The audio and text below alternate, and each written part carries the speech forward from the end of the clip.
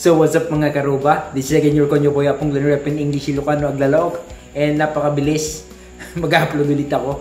Kasi you are, ano ba yan? Naghahanap kayo ng mga drone shots ng BBM Unity Ride sa Caravan. So this is it. Naghanap ako ng mga compilations. And sana magustuhan nyo. And of course, shout out sa mga talagang nag-upload nito. I-shout ko kayo lahat. Marami sila eh. Actually, ang ingay nila kaninang umaga. So, they're blowing their horn because they support Sara. Alam nyo kasi ang Ilocano ng horn? Sara. That's joke. Hindi talaga. Ang Ilocano ng horn, it's Sara. Sungay. Diba? Horn. May natutunan kayo.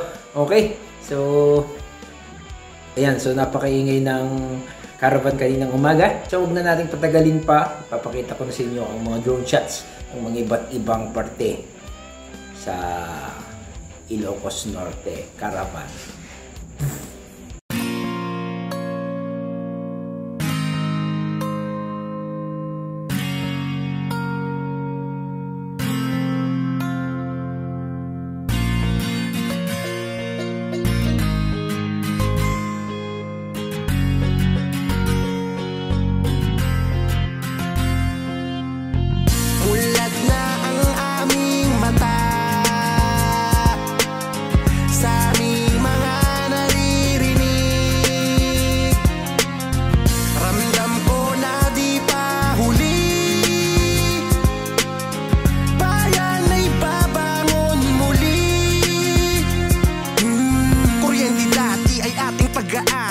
Napapakinabangan ng napakarami, pero mula noong dilaw na ang naghari, ito ay nawala sa ating kamay. Anong nangyari? Buwan-buwan na gasto sa atin ay bumubundol, bayaring walang katapusan na nakakaulol. Yung tubig na dating gobyerno ang kumukontrol ay binenta lamang ng dilaw sa pribadong sektor. Yung proyektong nuklear para kuryente pababain ay tinanggal upang si Marcos di na alalahanin. Paghihiganti ng puso na galit ay karma na sa buong Pilipinas. Lahat bumalik, sila ang nasa taas, kaya di ka makakaiwas. Kahirapang nadama sa panahon na lumilipas. Yung dating bansa na tigre kung tawagin ay matikas ay naging puting sapagkat bumagsak ang Pilipinas. Sila ang nasa taas, kaya di ka makakaiwas. Kahirapang nadama sa panahon na lumilipas. Yung dating bansa na tigre kung tawagin ay matikas ay naging puting sapagkat bumagsak ang Pilipinas.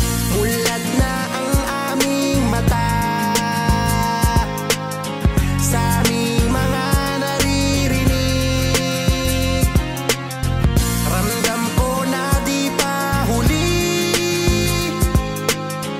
bayan ay babangon muli. Ang dami ng mga kwentong dinoktor at inimbento. Yung mabuting tao ay pinasama nila sa kwento. Tinanim nila sa isip ng mga kabataan na si Marcos ay tunay na salot dito sa ating bayan. Magpasa hanggang ngayon ang Marcos ay kinaante, pero di nyo pa pansin na di sila gumagante. Mas sumisingaw lamang ang tunay nila na panghe, kasi alam ng Diyos kung sinong tunay na nagkamali. Ang katotohanan ng napakatagal na itinago ay natuklasan sapagkat nag-isip ang mga tao kung tunay na ang Marcos ay puro lang kasamaan. Ba't ang mga proyekto niya hanggang ngayon naramdaman? Propaganda na sa bayan natin ay nagpalubog. Huwag kayong magpapaloko sa inyong napanood. Ang kasalanan nyo ay malapit na ninyong pagbayaran, sapagkat sa halalan magbabantay ang taong bayan. Babantayan namin ang paparating na halalan, at doon na tayo lahat magkakaalaman. Kitang-kita kung sino ang gusto ng taong bayan.